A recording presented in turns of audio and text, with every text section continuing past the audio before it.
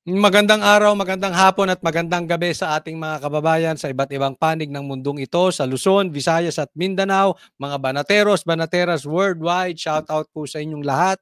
Muli po, nagbabalik Coach Oli. Ito po ang magiging topic po natin sa araw na ito.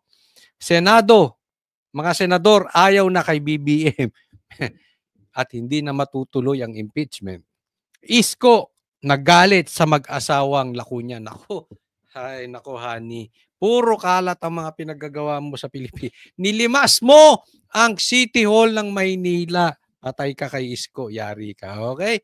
Hindi na po natin pagtatagalin. Diretso na po tayo agad-agad sa balita dahil kay Coach Oli, bida ang balita. Impeachment, hindi na matutuloy. Ito, pag-usapan natin. Soto sa pagka-Senate President. Sino kaya ang lamado sa dalawa? Live mula sa TV5 Media Center pa rin, nangunguna sa balita si News 5 Senate Correspondent Mean Los Baños. Mean, ano ba ang usap-usapan at sino ang may numero sa dalawa? Jiggy, halos isang buwan pa bago magbukas o formal na magbukas ang 20th Congress. Sa ngayon, wala pang eksaktong numero. Ilan ba ang sumusuporta kay Senate President Chis Escudero? At Ang pinag-uusapan dito, sino ang magiging Senate President? Wala na ba tayong pagpipilian? Bago natin simulan, pakilagay nyo dyan sa comment section sinong gusto nyo maging Senate President. Ha? Si Chis Escudero ba o si Tito Soto? Yan dalawang nagtatalo. Baka naman gusto nyo si Risa. Ilagay nyo rin din dyan. Ha? Kung sino man gusto nyo maging Senate President, ilagay nyo dyan. posibleng mag-challenge sa kanya na si Senator Tito Soto. Pero nakausap natin si Senator Joel Villanueva at Senator Alan Peter Cayetano, pareha silang sinasabi kung ngayon ang botohan para sa pagiging Senate President, panalo na si Senator Chis Escudero. Ibig sabihin, mananatili siyang leader ng Senado. Ayon sa dalawang senador na nakausap natin, more than 13 or more than majority of the senators daw ang sumusuporta sa ngayon kay Senate President Escudero. Nalaman daw yan ni Senator Joel Villanueva dahil sa kanyang pakikipag-usap sa mayorya ng mga senador sa nakaraang 3 linggo. Kala mo, linis-linis ni Risa dyan, no? No? Kala mo, napaka-anghel, ano? At sabi niya, hindi raw siya ang nanligaw, hindi siya ang nag-gather ng votes for Senate President Escudero. Pero nandyan din naman yung posibilidad na mabago pa yan. Kung baga, Jiggy, hindi pa yan yung final answer. Marami pang pwedeng mangyari sa 4 na linggo mula ngayon hanggang sa July 28 sa pagbubukas. July 28 pa magbubukas ang 20th Congress, but for the meantime, lamang po si Chis Escudero sa bilang. So malamang siya maging Senate President. Ang 20th Congress. Narito ang bahagi ng pahayag ni Senator Joel Villanueva. Pakinggan natin, Jiggy. Kung ngayon nga po ang botohan. Hala na si Robin Padilla nasa likod mo. Pang-asar. Muntik na sila magpangabot ni Robin. Si Senate President Chis Escudero will be retained as our Senate President. Maraming akong nakausap din na senador. And just like the majority of the members of the incoming 20th Congress, I am also in support of the current Senate President. Nakausap ko rin kanina si Senator Erwin Tulfo, Jiggy, at umamin siya, nakasama siya si Senator Erwin Tulfo at ang kanyang kapatid na si Senator Raffy Tulfo dun sa sinasabi ni Senator Joel Villanueva na more than 13 senators na sumusuporta ngayon kay Senate President Escudero para manatiling leader ng Senado. Narito ang bahagi ng pahayag ni Senator Erwin Tulfo. Usually, majority, may mga inuutos ang sa taas na tulungan ng administrasyon para wala ng kontra. Sa majority tayo, di ba? I mean, I'm with Alianzas. That's it. Kasi dito tayo medyo maguguluhan. Pag tiningnan ninyo, ang punto ni Erwin Tulfo, pag sila bumoto doon sa majority, parte sila ng majority. Sa ganun, na pag may utos sa itaas, si Bongbong, ibig sabihin niya, galing sa administrasyon, medyo swabe ang datingan. Kasi parte daw siya ng alyansa. Pero teka muna, di ba parte rin ng alyansa si Tito Soto? Ito si, sa makatwid, parang dalawang bata ni Marcos ang nagtatalo dito dahil Ah, alam mo naman natin si Chis Escudero, ginawang waiter ito ni ano, ni Lisa, 'di ba? Ni Lisa Marcos. Ewan mo si Lisa eh. Akala mo kagandahan, hindi ka naman kagandahan, hindi ka naman din mukhang sosyalista. Ha? Mukhang nakasampa ka eh. But anyway, ginawa niyang waiter to si Chis Escudero, no? So alam din naman natin ang koneksyon ng Malacanang dito kay Chis. At alam din naman natin na si Tito Soto ay tumakbo sa alyansa, no? So 'pag manalo si Chis, ibig bang sabihin nito wala ng kontrol si Marcos sa Senado? Dahil yes, may koneksyon si Chis sa Malacanang, pero saan ba pupunta ang boto ng Duterte Black? Yan po ang dapat tingnan natin. Saan ba pupunta ang mayorya? Sino ba talaga ang may hawak na ng Senado? Ako, naniniwala ako, most probably, they will go dito kay Chis Escudero. No? Nakita kasi nila na si Chis Escudero ay naging patas. Hindi naman siya kumampi na hindi naman siya naging anti-impeachment. Hindi rin siya naging pro-impeachment. Ito lang problema dito kay Tito Soto. Halatang halata, bago pa lang siya pumasok, nataatat na siya sa impeachment. Parang naano pa siya eh, na gusto niya na pumasok yung impeachment para achiche! Ganyan sila sa school bukol eh, no? Diyan sa Tito Vic and Joe, achiche! Parang ganyan lang. Gusto lang magpasikat nito as I see it gusto magpasikat nito si Tito Soto kasi malaking balita ito. Gustong-gusto to ng mainstream media matuloy, malaking balita, makakalamang sila sa vlog. Alam mo, this is not fake news this is public knowledge. Kinakain na ng vloggers ang screen time compared sa mainstream media. Nakakalamang ang mainstream media most probably as I see it, and even yung ibang vloggers nakikita nila na pag may hearing. Kasi doon sa hearing, nasa loob sila mismo. Nagigets nyo? Nahuhuli ng konti ang mga vloggers. Pero pagka walang hearing, ang pinapanood ng tao mga vloggers. So, itong mga atat na mga pasikat, gusto nila talagang gamitin ng impeachment. Diba? So, itong si Achiche, si Tito Soto, parang gusto magpasikat. No? No, hindi pa natin alam kung saan ang boto ng Duterte Black. Pero sa tingin ko, malamang ang magiging boto nila kay Chis Escudero. Okay na sa akin si Chis Escudero. Wag lang si Aimee. Maawa kayo sa bayan natin. Wag si Aimee. Yung mga Aimee natics pambihira. Wag naman kayo masyadong panatiko, mahahalata kayo masyado. Wag naman si Aimee. We're in the majority. At mayan kung mangyari nga na si Senator Escudero pa rin ang maging Senate President, bukas ba si Senator Soto sa ibang posisyon sa Senate leadership?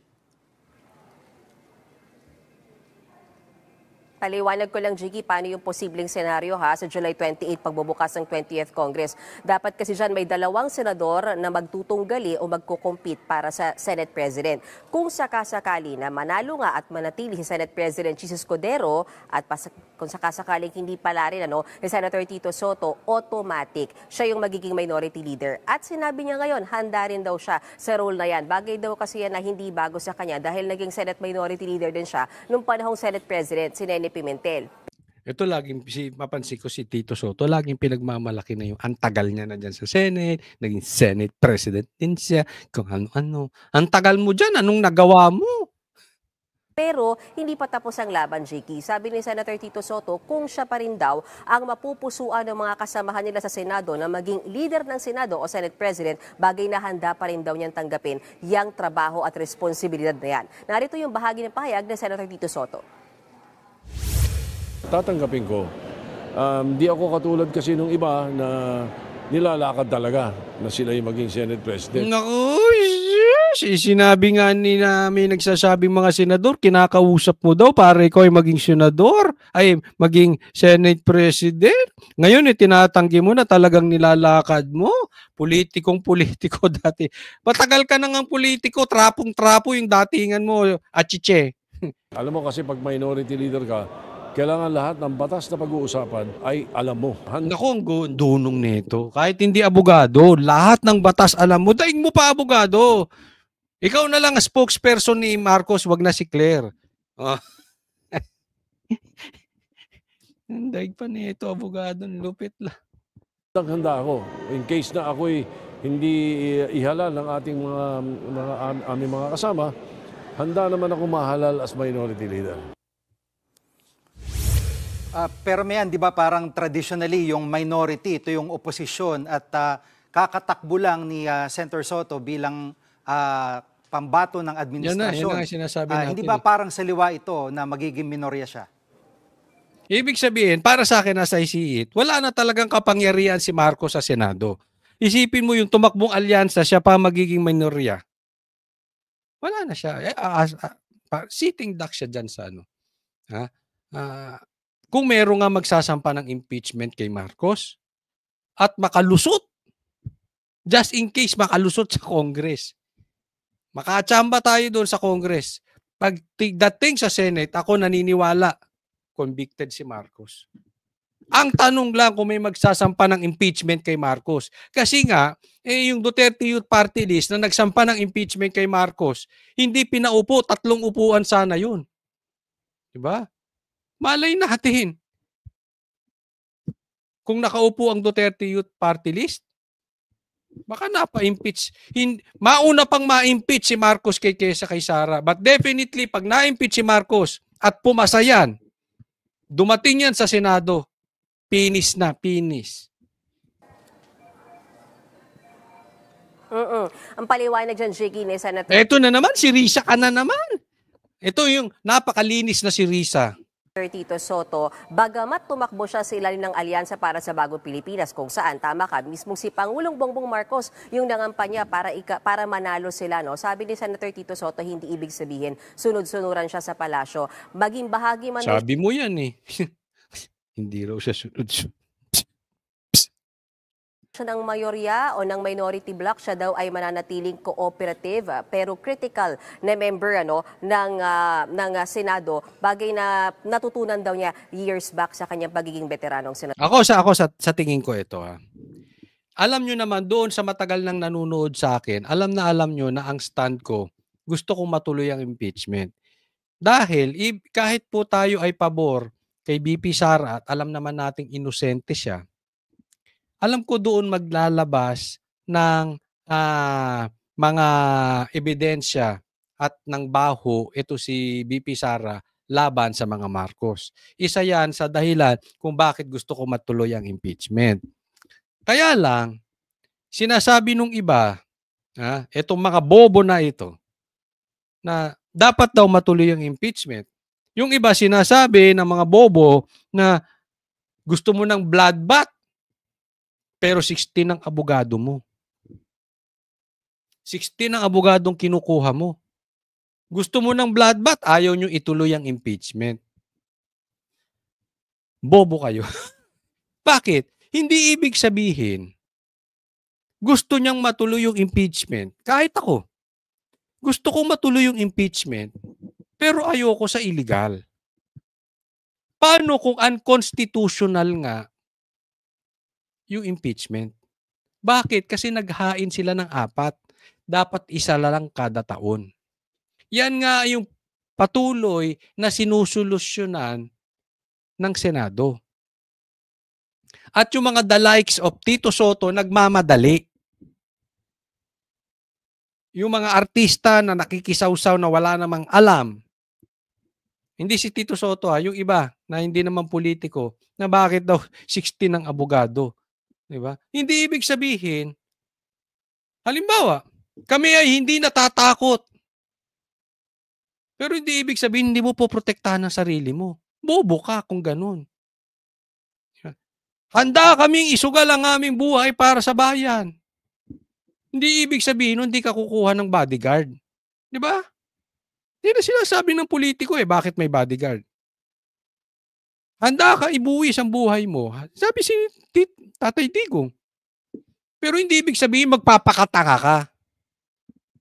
Hindi ka nakukuha ng abogado. Hindi ka nakukuha ng bodyguard. Yan po ang ibig sabihin. Ako, mas gusto ko matuloy ang impeachment. Pero hindi dapat ito matuloy sa illegal na paraan. Kasi kung mapapatunayan nga na naisampa na yung 4 na reklamo, hindi po pwede yun. Dapat isa lang kada taon. Di ba? Paano kung totoong nagkabayaran dyan? Yan ang sinasabi, nagkabayaran dyan. 150 million kada congressman, kada pirma. Iimbestigahan mo ang impeachment na magkano lang ang halaga, 150 million confidential funds. Samantalang yung pirma, bawat congressman, 150 million. Sabi po nila, Tiangco yan, hindi ako. Asan ang makatao ron? Hindi makatao yung ganong sitwasyon. Kaya kahit dapat akong naniniwalang ituloy ay impeachment, dapat imbestigahan muna itong mga ito. Nasa tamang paraan ba? Hindi ba illegal yung ginagawang impeachment? Pag napatunayan, halimbawa na nagsisinungaling si Tiangco, demanda nyo. Di tuloy ang impeachment, walang problema. Pero ako naniniwala ako dito sa nangyayari ngayon.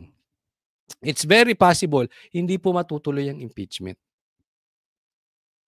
Yung numero po kasi, pag sinabi nung 12 o majority, siguro 13 na senador, mali. Mali itong ginagawang impeachment. I-dismiss yan.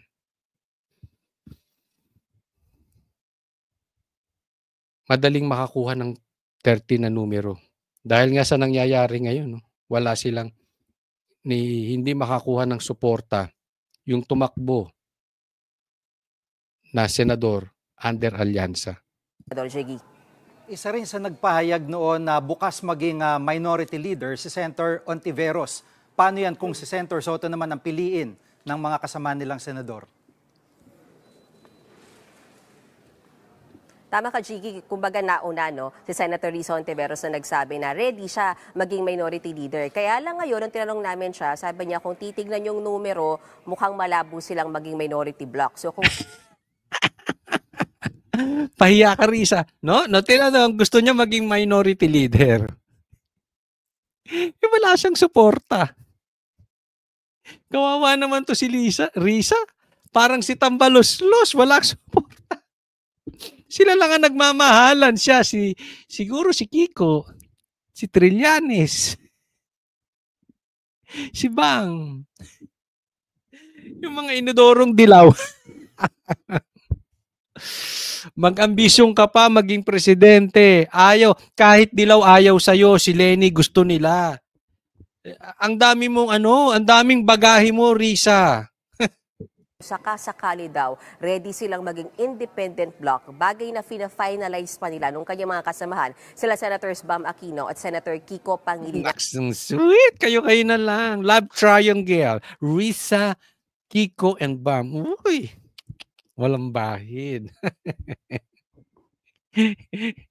Pero ang sigurado daw siya ngayon, hindi raw sasali si Senator Risa Hontiveros sa majority block ng Senado. Narito ang bahagi ng pahayag ni Senator Risa Hontiveros. I will not join the majority again. I haven't been part of the majority. Di ka kasi tanggap doon. Ayaw nila sa'yo. Ayaw ng majority sa'yo. Salingkit ka, Risa. In almost 9 years. And tingin ko, consistent sa pagiging miyembro ko ng minority. Either manatili sa minority or magbuo ng isang independent block o magbuo ng mga testigo. Yun na lang gawin mo, Risa. Diyan ka magaling magbuo ng mga testigo. Mga politiko ayaw sa'yo. Independent. Teka muna, parang nag-ano. Hindi lang dahil sa nakaraan, pero dahil din sa kinabukasan. Yan. Wait. May volume ba ako? Meron naman ata. Pong ulat ni Men Los Baños live. Yan, next topic po tayo. Eto. Tingnan natin. Yorme Isko nagalit sa baho ng mag-asawang Lacuna. Sa unang araw ng kanyang pagbabalik City Hall, isinailalim ni Manila Mayor Isko Moreno sa state of health emergency ang lungsod dahil sa lumalalang problema sa basura. Bumitaw na rin sa kontrata ang dalawang nangongolekta ng mga ito dahil sa umano'y utang sa kanila ng City Hall na abot sa halos 400 milyong piso. Nakatutok si Mark Salazar. Grabe, Lacuna. Hani, Lacuna. Pati mga basura ayaw sa'yo. Sinukuan ka na ng mga basurero. Ganyan ka katindi, Hani, Lacuna. Basura ka. Mula sa mga pangunahing kalsada gaya sa Isipin mo, yan ang main city ng Pilipinas. Metro Manila. Ganyang kadumi. Di ba? Tutuban hanggang sa mga secondary road ng Moriones, umaalingasaw ang problema ng Maynila na kabisera pa man din ng Pilipinas. Alam mo ako, ang nakikita ko dito kay Hani Lacuna, siya ay mistulang mini Marcos. Lacuna, mini BBM ka. 3 taong ka lang dyan sa Maynila. Yung dating malinis na ginawa ni Yorme Isko sa Maynila, ngayon baboy na. Parang ito si Marcos. Yung paglinis ni Tatay Digong sa mga komunista, sa mga adik, ngayon nagbabalikan na. Yung iba nga nakaupo pa. Nahihantulad ko talagang tong dalawa nito. Si Hani tsaka si BBM. Ang problema kasi sa mga yan, si Lacuna, parehas din ni BBM eh. Si Lacuna, kaya lang naman naupo yan because of Isko. Same thing with BBM. Kaya lang naman naupo yan because of BP Sara. Pero yung talagang sabihin mo, yung meron talagang pagmamahal sa syudad niya, yung pagmamahal talaga sa taong bayan, malayong malayo eh. It's not even na aabot sa 1/4 ito si Hani kay Isko. Same thing kay BBM. Wala din, hindi rin naaabot kay Marcos. Kaya nga, pag alis ni Lacuna, ganyan na nangyayari sa Maynila. Ito masakit. Pag alis ni BBM, 6 na taon, mas malala pa mangyayari sa Pilipinas. Ganyan. Wala eh. Walang leadership, walang political will. Weak. Kaya ang pag-aayos sa basura ang first order of business ng nagbabalik Manila City Hall na si Mayor Isko Moreno. I opted to declare and request the City Council tomorrow, first session day, to declare the state of emergency, health emergency of the entire city of Manila. Alam mo yung ganong klaseng basura? Matindi talaga yun.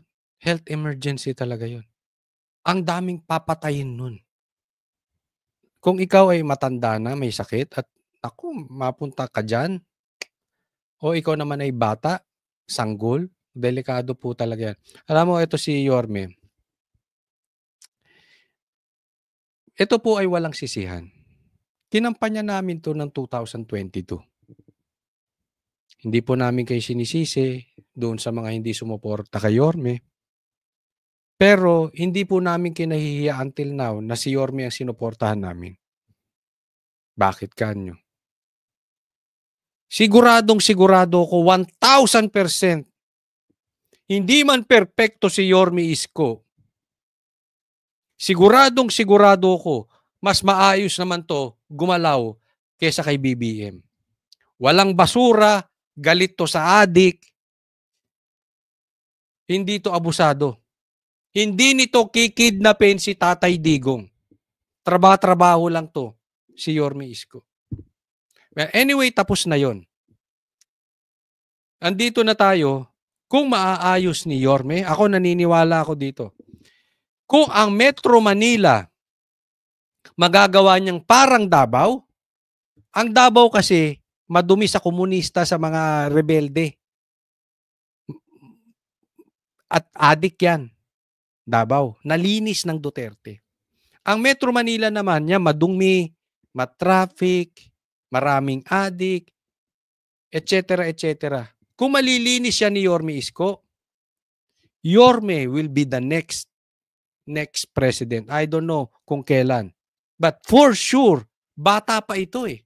Kaedad ko ito, si Yorme. For sure, mahaba pang panahon nito si Yorme. We are in good hands. Mapa Duterte, Mapa Yorme, we are in good hands. We have great leaders. Ang dami nating magagaling na leader, mga Pilipino, maawa tayo. But why we keep on voting Marcos? Ang dami nating leader na talagang nagsisilbi, naglilinis. May political will, totoong leader, hindi weak, hindi under desire, strong. Bakit boto tayo ng boto? Nang walang mahal kung hindi yung sarili nila. Pilipino, matuto na tayong bumoto. Siya ni Mayor, mahigit 4,000 metric tons ng basura ang naiwang nakatiwangwang dahil paudlot-udlot umano ang koleksyon ng basura. Mabaho talaga, perwisyo. Tsaka noon mga dumadaan, mga kaya. At yung natambak dyan, yan, punong-puno lahat dyan. Yan, lahat ng mga pedestrian lane na yan, napuno ng basura yan. Sumulat na kay Mayor Isko ang dalawang hauling contractors ng Maynila, ang Fileco at Metro Waste, para voluntaryong i-terminate ang kanilang serbisyo. Hindi na raw nila kayang tustusan dahil umabot na sa halos 400 million pesos ang utang ng City Hall. Yan o, kita mo. Talagang babaho dyan. Sa dami ng tao sa Metro Manila, yan ata ang isa sa pinakamaraming tao sa maliit na lugar. Ang liit lang yan eh. Daming tao. Pag hindi ka naghakot ng basura dyan, isang araw, kakala talaga yan. Sino maghahakot dyan? 400 million ng utang ni Lacuna ng City Hall. Kahit ikaw may negosyong basurahan, hindi mo kukuhanin yan. Ano, hakot ka ng hakot ng basura, hindi ka binabayaran? Sino masaya? Yung City Hall ni Lacuna? Kalukuhan talaga yun. Hall sa kanila mula lang nitong Enero. Pumatong na ito sa halos kalahating bilyong utang naman ng City Hall sa Lionel na unang bumitaw din sa kontrata. Because of financial mismanagement. From 561 million, today as we speak, 950 million na ang bayarin sa basura. Grabe, laki. Ang bayarin from 5.6 million daw, ang sabi ni Yorme Isko. Ngayon, 900 million.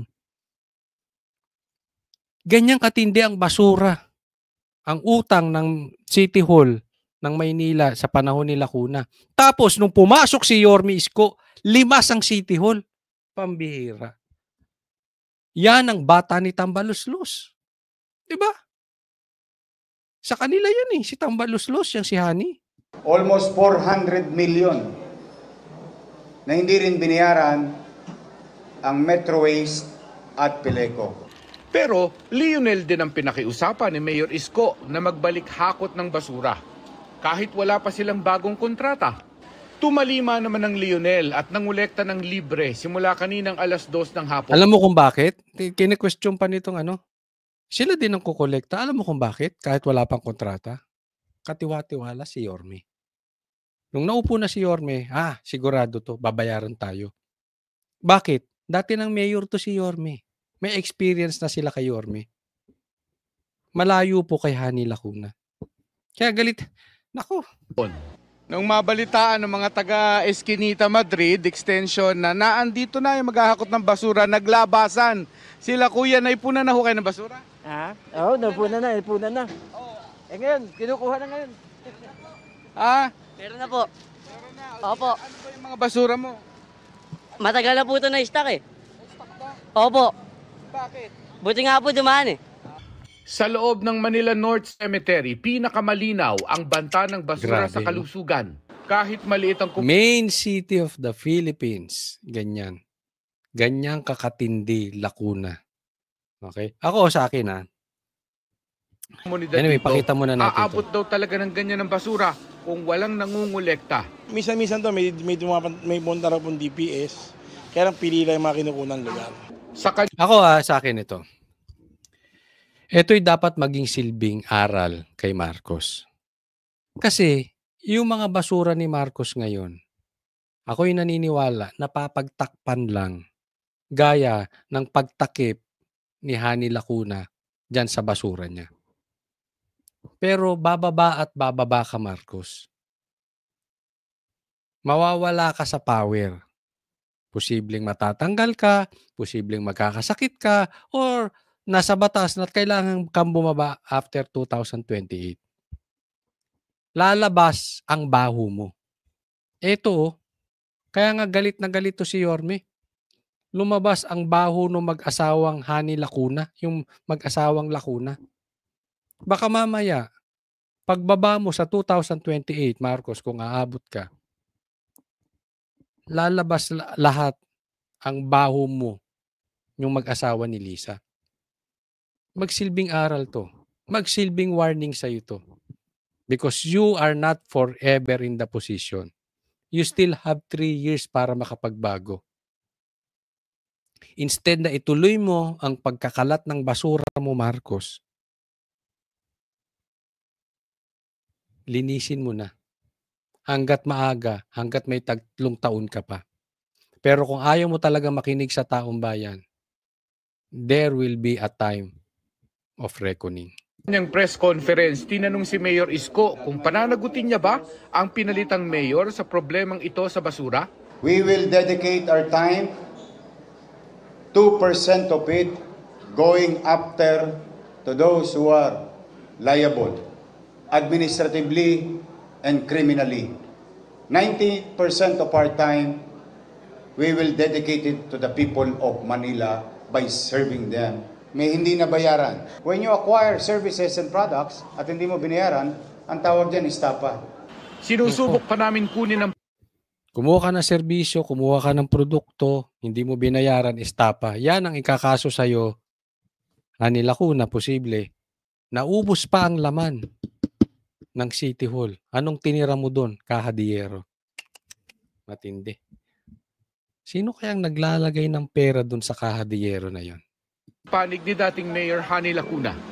Para sa GMA Integrated News, Mark Salam. O yan, huwag pong kakalimutan na doon sa mga hindi ko pa po subscribers, subscribe po kayo and i-like nyo po itong video na ito nang sa ganun na mas i-share pa ito ni YouTube. Maraming salamat po. God bless everyone.